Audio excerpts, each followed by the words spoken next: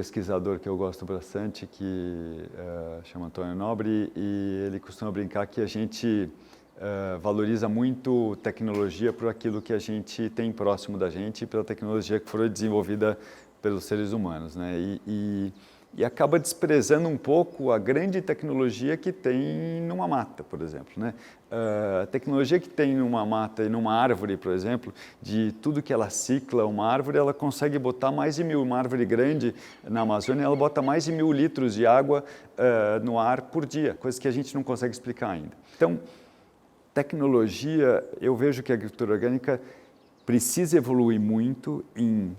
termos de manejos diferentes e ter equipamentos diferentes, que a agricultura convencional já tem equipamentos para fazer agricultura em larga escala e a agricultura orgânica está para trás nisso em termos de equipamentos. Mas em termos de tecnologia, é mudar um pouco o olhar, é olhar um pouco, cara,